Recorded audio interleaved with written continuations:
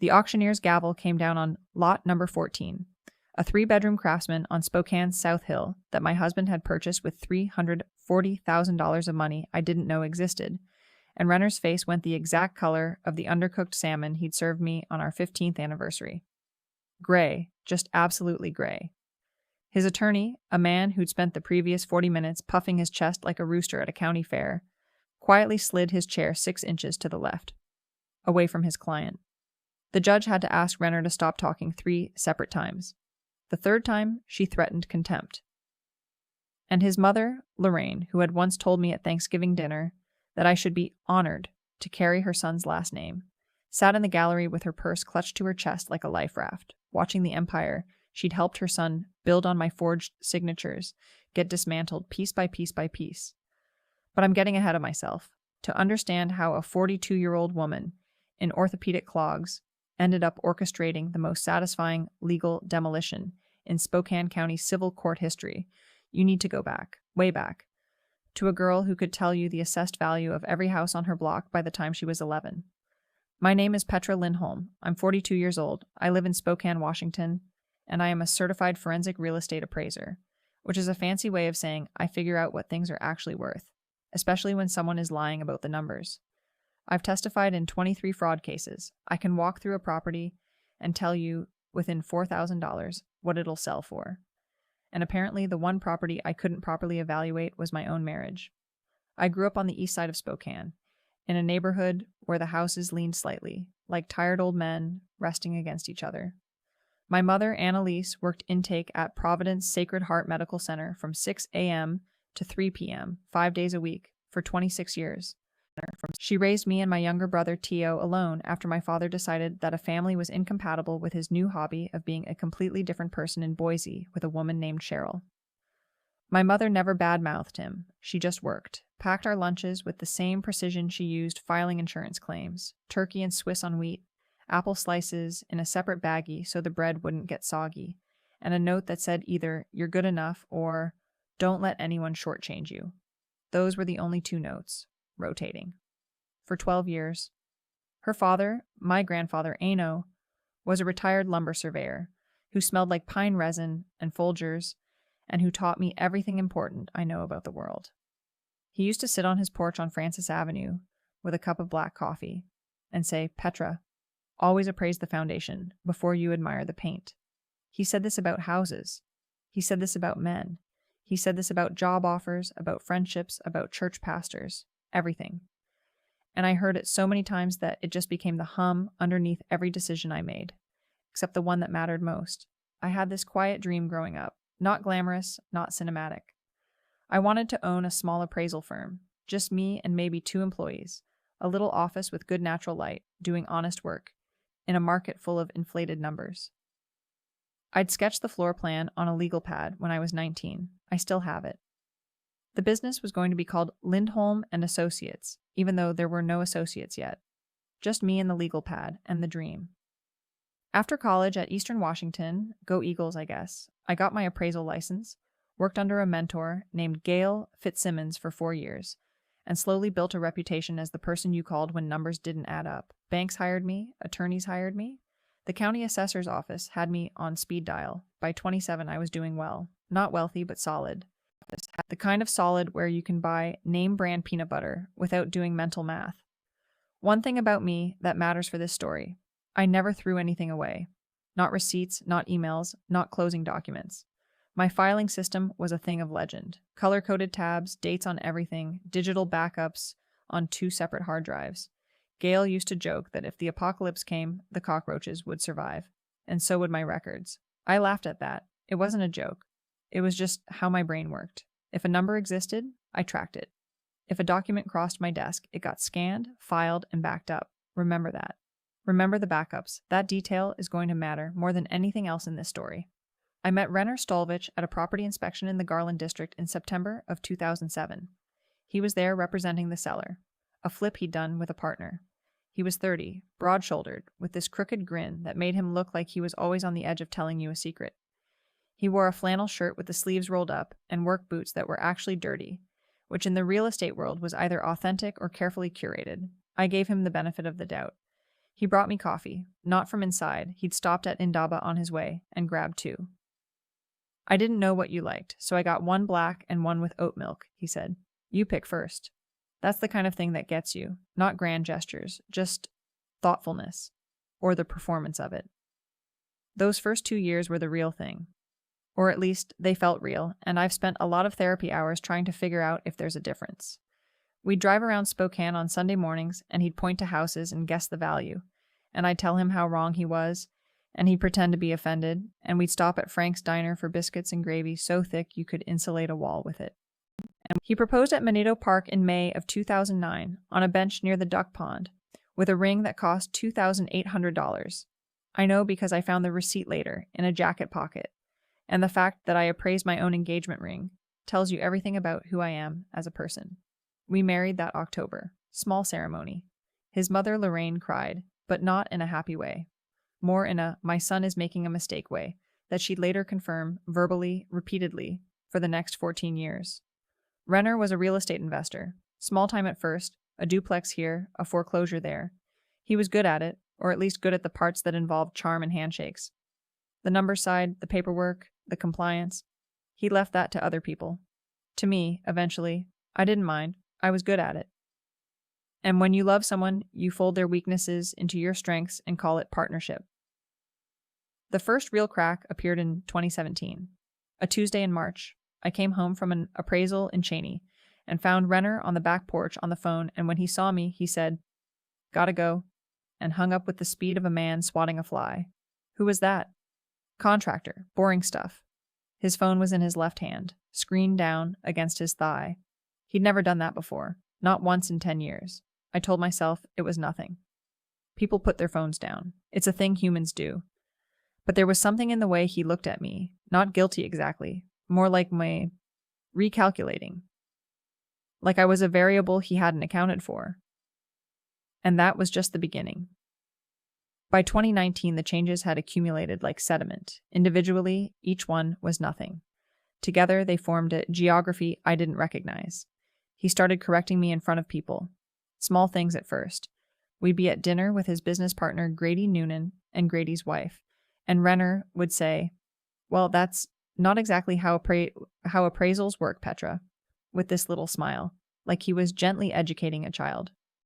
I had a master's certification. He had a real estate license he'd gotten online in 6 weeks. The first time it happened, I laughed it off. The second time, at his mother's birthday dinner, in front of Lorraine and her bridge club, I felt something hot climb up the back of my neck. "Actually, that is exactly how appraisals work," I said. And Renner put his hand on my knee under the table, not lovingly, firmly, like a warning. "You're doing that thing again," he said later in the car. "What thing?" "Where you have to be right in front of everyone. It's embarrassing, Petra." I had been right. That was the thing. I was factually, professionally, objectively correct. But somehow, in his framing, accuracy was a character flaw. He started managing the finances alone. This was gradual, like how you don't notice your hair growing until someone shows you a photo from 2 years ago. First, he moved our joint savings into a new account for tax purposes. Then he started handling the mortgage payments himself because he was streamlining things. Then one day I tried to log into our investment account and my password didn't work. "I updated the security," he said. "I'll send you the new login." He never did. I asked twice. Then I stopped asking because asking made me feel like I was being paranoid. And Renner had this way of making paranoia feel like a personality disorder. "You're always so suspicious," he'd say, shaking his head. "It's exhausting being married to someone who doesn't trust you." Which is a spectacular thing to say to someone whose father abandoned the family, by the way. Really just chef's kiss manipulation. Then came the gifts. A Pandora bracelet in April 2019. A weekend trip to Coeur d'Alene in June. A new KitchenAid mixer in July. The Professional 600 series, which retails for $449.99 and which I had never once mentioned wanting. Guilt, it turns out, has a very specific purchasing pattern. I know this because I've since spoken to 4 divorce attorneys, and they all said the same thing. When the gifts get better, the lies get worse. Grady Noonan started acting strange around me. Grady was Renner's business partner and closest friend, a thick-necked former hockey player who laughed too loud and called everyone Bud. but starting around the fall of 2019, he couldn't look me in the eye. At a barbecue in September, I asked him how the new development on Division Street was going, and he said, fine, ask Renner, and then physically walked to the other side of the yard. So that was informative. The real escalation, the one that rewired my entire nervous system, happened on November 3rd, 2019, a Sunday. I was making butternut squash soup, which is my fall comfort food, the thing I make when the world feels manageable. Renner was supposedly at a property showing. His phone buzzed on the kitchen counter. It was face up for once. The text was from a contact saved as Grady Office. It read, "Last night was incredible. Can't stop thinking about you. Now." I've known Grady Noonan for 11 years, and unless the man had undergone a radical personality shift, that was not a text about commercial real estate. My hands were covered in butternut squash when I read it, orange up to my wrists. I stood there, in my kitchen, dripping soup components onto the granite, reading those 12 words over and over until they stopped looking like English and started looking like a verdict. I did not confront him. This is the part where most people would scream or cry or throw the phone, and I wanted to. God, I wanted to. But my grandfather's voice was in my head, appraise the foundation before you admire the paint. And I realized that what I was looking at wasn't the foundation. It was just the paint peeling. Instead, I wiped my hands on a dish towel, picked up a pen, and wrote down the date, time, contact name, and exact text in a composition notebook I kept in the kitchen drawer for grocery lists. That notebook would eventually grow to 94 pages. What Renner didn't know, what nobody knew, was that I'd already started noticing discrepancies in our property records 3 months earlier. In August 2019, I'd been doing a routine market comparison for a client and pulled county records for our neighborhood. And there, in the Spokane County Assessor's database, I found something that made no sense. Our house, the house Renner and I had bought together in 2010, the house where we'd raised no children because Renner kept saying next year until next year stopped being a promise and became a stalling tactic, was listed as having a lien I'd never seen. A second mortgage taken out in March 2018 for $185,000. I had not signed any second mortgage documents. I'm a forensic appraiser. I know what forged signatures look like. So I requested a copy of the deed of trust from the county. And there, on page 4, was my signature. Except it wasn't my signature. It was close. It used the same general structure, the same capital P. But I always cross my T's with a slight upward angle, a habit from my grandfather, who was left-handed and taught me to write before my mother corrected my grip. This signature's T's were flat, dead flat. Someone had forged my name on a $185,000 loan secured against our home. I sat in my Honda CR-V in the county assessor's parking lot for 47 minutes. The October light was thin and pale, the kind of light Spokane gets when it's trying to decide between autumn and early winter. I ate a granola bar from my glove compartment. I didn't cry. I didn't call anyone. I just sat there and did what I do professionally. I appraised the situation. And then I started digging. Christmas 2019 was a performance. I smiled. I cooked a ham. I bought Renner a cashmere scarf from Nordstrom for $89 and watched him open it with hands that had signed my name on documents I'd never seen. Lorraine came for dinner and told me, as she did every year, that the ham was a little dry, but we can't all be good at everything. I thanked her. I refilled her wine glass. I cleared the plates while she and Renner watched a movie, and then I went to the bathroom, locked the door, and updated my spreadsheet on my phone. By January 2020, I had found 4 more properties. 4 properties purchased in Renner's name alone, 2 in Spokane, 1 in Liberty Lake, 1 in Post Falls, Idaho, totaling $1.2 million in acquisitions, all financed using a combination of the second mortgage on our home, a line of credit I'd never authorized, and income from what appeared to be a property management company called Stolvich Holdings LLC, incorporated in Idaho in 2016. I had never heard of Stolvich Holdings LLC. My husband had a shadow real estate empire, and I, a forensic real estate appraiser with 15 years of experience, had been living inside of it. The dark comedy of that fact is not lost on me. It's actually the thing that kept me sane, because if I couldn't laugh at the absurdity of a property expert being defrauded by her own husband, I was going to lose my mind in a way that didn't come with a recovery plan. February 2020, the humiliation went public. Renner hosted a Super Bowl party at our house. His idea, his guest list. Grady was there with his wife Tamsin. Lorraine was there. 2 other investor friends, and a woman I'd never met, introduced as Kendall. She works in property management. Kendall Voss was 29, blonde, with a handshake that lingered, and a smile that was just for Renner. She was wearing a silk blouse at a Super Bowl party. She brought an $80 bottle of wine and knew where our corkscrew was without asking. She knew where our corkscrew was. I spent the second quarter of that game in the kitchen, assembling a 7-layer dip with the methodical calm of a bomb technician, while Kendall Voss sat on my couch in my living room drinking from my wine glasses, laughing at my husband's jokes. Lorraine patted the seat next to her and said, "Kendall, dear, sit here. Tell me about yourself." Lorraine had never once in 14 years called me dear. When I brought the dip out, Renner said, "Oh, you didn't have to go to all that trouble, babe. Kendall already brought appetizers." And Kendall smiled at me with a sympathy that was worse than malice, like she felt sorry for me, like I was the ghost at my own party. 2 weeks later, Lorraine invited herself over for tea. She did this periodically, like a health inspector with a grudge, and sat at my kitchen table and said something I will never forget. "Petra, I'm going to be honest with you, because someone should be. Okay? Renner is restless. He's ambitious. He needs someone who can keep up with him, not someone who's always buried in paperwork and filing cabinets. You're a good woman. But good isn't always enough."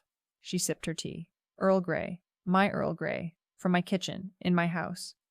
"Sometimes," she continued, "the kindest thing a wife can do is recognize when she's holding her husband back." I looked at this woman who had raised a man capable of forging his wife's signature on legal documents, and I said, "Lorraine, would you like a cookie? I made snickerdoodles." She took 2. The cruelest moment came on March 7th, 2020, a Saturday. I found out because Renner left his laptop open on the kitchen counter, something he'd become careless about, the way people get careless when they've been getting away with something for years. There was an email from a title company in Post Falls, a closing confirmation. He had sold the Liberty Lake property for $389,000. $389,000. Gone into an account I had no access to, from a property purchased with money stolen from our joint equity. But that wasn't the cruelest part. The cruelest part was the attached buyer's agreement, which listed the seller as Renner Stolvich and Kendall Voss, co-owners. He hadn't just been sleeping with her. He'd been building a life with her, a portfolio, a future, using my home as collateral. I closed the laptop. I washed the dishes. I folded the laundry. I watched my hands do these things like they belonged to someone else. And then I went to the bedroom, sat on the edge of the bed, and looked at the ceiling for a very long time. Something shifted. Not dramatically. Not with a soundtrack or a revelation, more like a lock clicking. Like the last tumbler falling into place. I picked up my phone. I opened a new note. I typed 4 words. Start with the foundation. Grandpa Ino's voice, one more time. What Renner didn't know, what nobody knew for another 8 months, was that I'd been building a case since September 2019. Remember the filing system? The color-coded tabs, the digital backups on 2 separate hard drives? Remember when I said that detail would matter? Here's why. In September 2019, when I first found the mystery lien, I didn't panic. I didn't confront. I did what I've done professionally for 15 years. I pulled records. I cross-referenced. I built a file.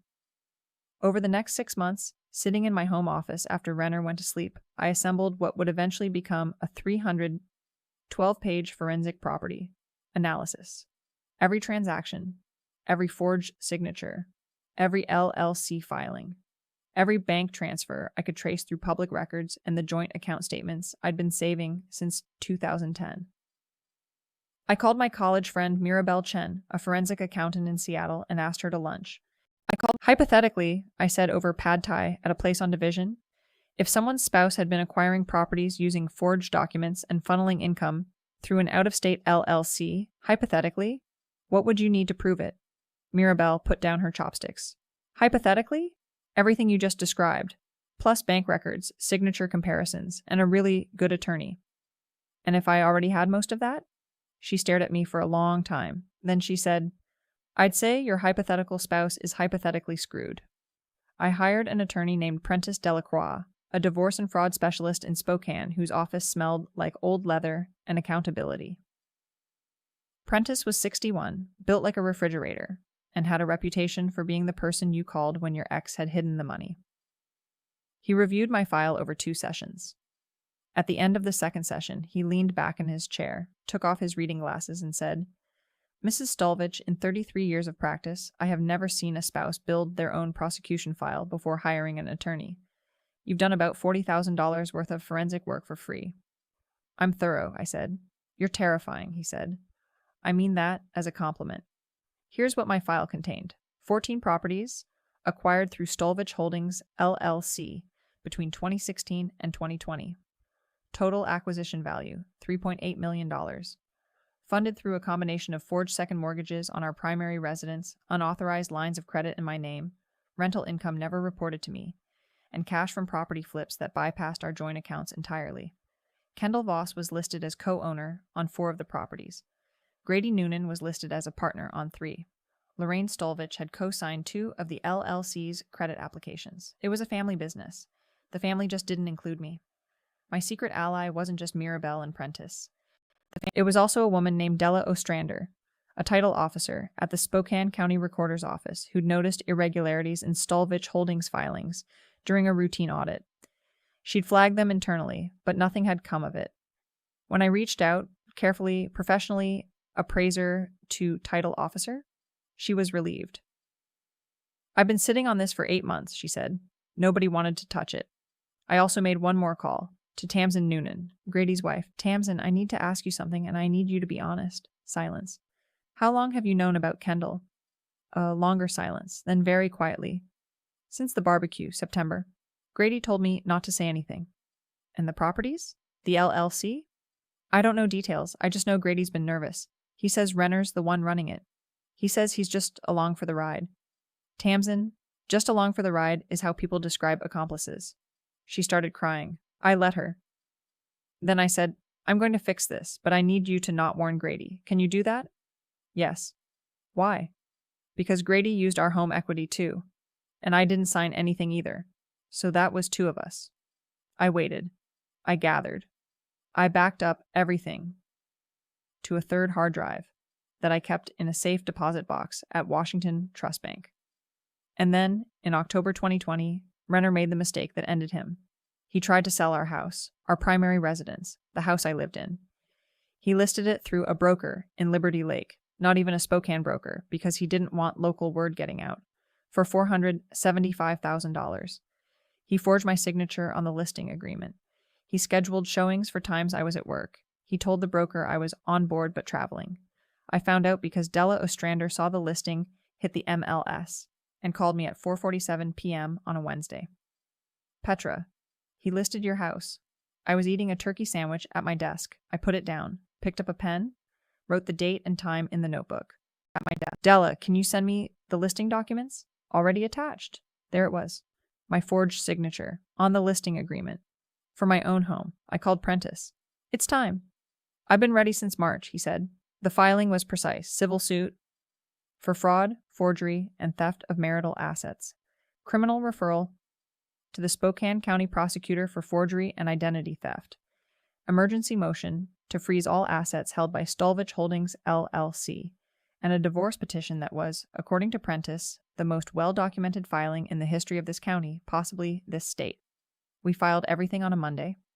Renner was served at 9:15 a.m. on Tuesday, November 17, 2020, at a Starbucks on North Monroe Street, where he was having coffee with Kendall Voss. The process server later told Prentice that Renner read the first page and spilled his latte, a grande oat milk vanilla, if you're wondering, directly into Kendall's lap, which honestly, art. But the real moment, and the one I'd been building toward for 14 months, came 3 weeks later in the courtroom of Judge Elaine Whitford during the emergency asset hearing. Renner's attorney was a man named Boyd Halpern, who charged $450 an hour and spoke like he was narrating a nature documentary about his own importance. Boyd's strategy was simple: deny everything. Renner had never forged anything. Petra was confused. Petra was emotional. Petra didn't understand real estate. The signatures were genuine. The LLC was legitimate. This was a vindictive wife trying to destroy an honest businessman. Renner sat at the defendant's table in a navy suit, looking exactly like the charming, reasonable man everyone had always believed him to be. He even smiled at me. That crooked grin. Like we were still in on a joke together. Prentice stood up. He was wearing a brown suit that probably cost less than Boyd's tie. He said, "Your Honor, I'd like to submit Exhibit A through Exhibit N. 14 exhibits. One for each property.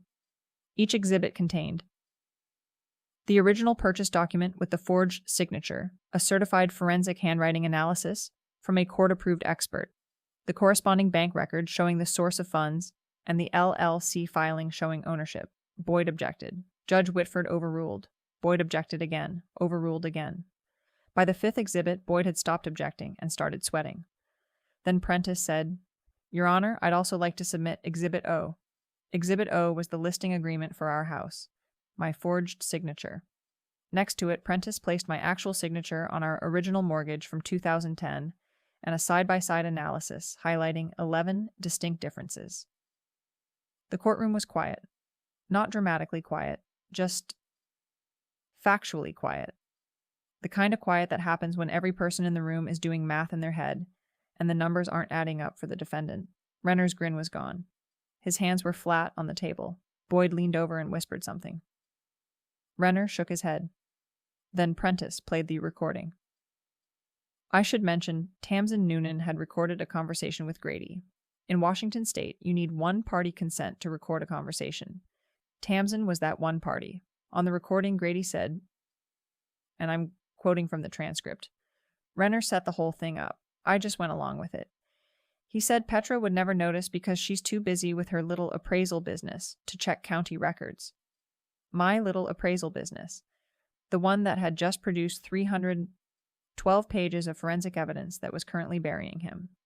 Judge Whitford froze all assets of Stolvich Holdings LLC.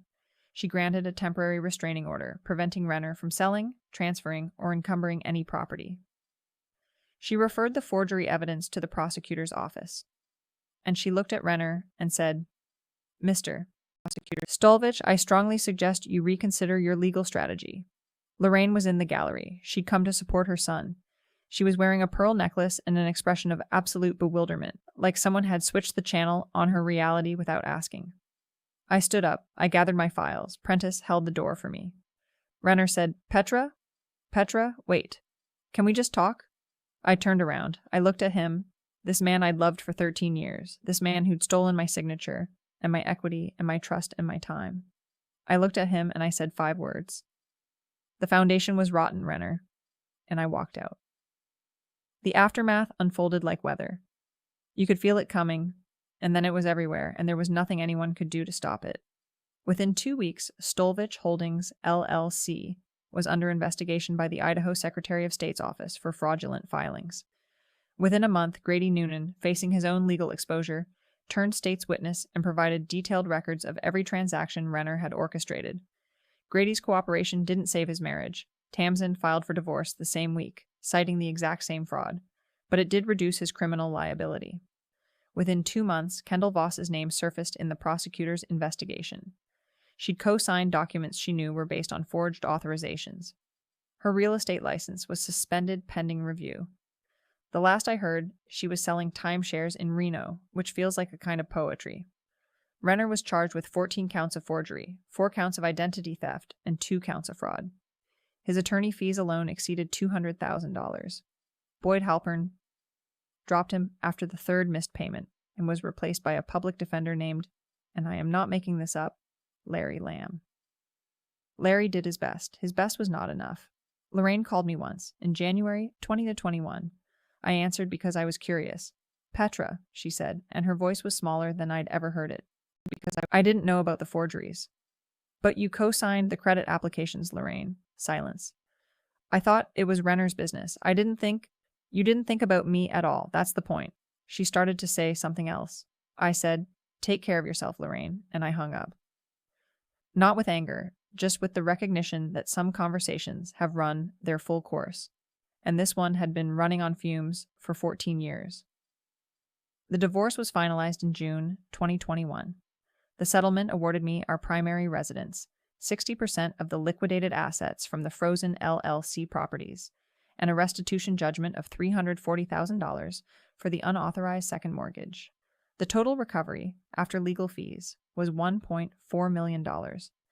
I paid off the house. I paid Prentice Delacroix, who sent me a handwritten note that said, "It was an honor. Please don't refer anyone this organized. You've ruined me for normal clients." I paid Mirabelle Chen, who refused payment, and instead asked me to take her to dinner at that pad thai place. I bought Della Ostrander a bottle of Veuve Clicquot and left it on her desk with a card that said, "For the woman who answered the phone." And then, in March 2022, almost exactly 3 years after I first noticed Renner's phone go face down, on the porch, I leased a small office space on West Main Avenue, good natural light, room for 2 desks. I hung my certifications on the wall, set up my filing system, color-coded, naturally, and opened the door to Lindholm and Associates. The legal pad sketch from when I was 19 is framed on the wall behind my desk. Renner reached out one final time, a letter, not an email, handwritten. It arrived in April 2022, forwarded from the old address. It was 3 pages of explanation, justification, and something that approximated an apology the way a house approximates a home. The structure was there, but nothing inside it was real. He said he'd lost his way. He said he'd made choices he wasn't proud of. He said he hoped I could find it in my heart. I read it at my new desk, in my new office, with a cup of coffee from Indaba, black, no oat milk. And I thought about my grandfather Eno, on his porch on Francis Avenue, with his Folgers and his pine resin smell, and his one piece of advice that had saved me. Appraise the foundation before you admire the paint. I put Renner's letter through the shredder. It took about 4 seconds. Crosscut, for security. Last Tuesday, I appraised a property for a young couple buying their first home. They were nervous and excited and holding hands in the driveway. And the woman asked me, "Is it solid? Like really solid?"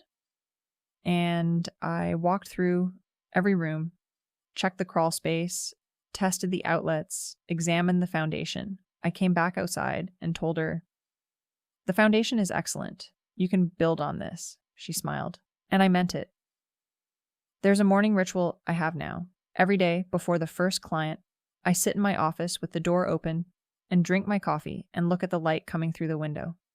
It hits the frame of that old legal pad sketch around 8:15, and for about 10 minutes the whole wall glows.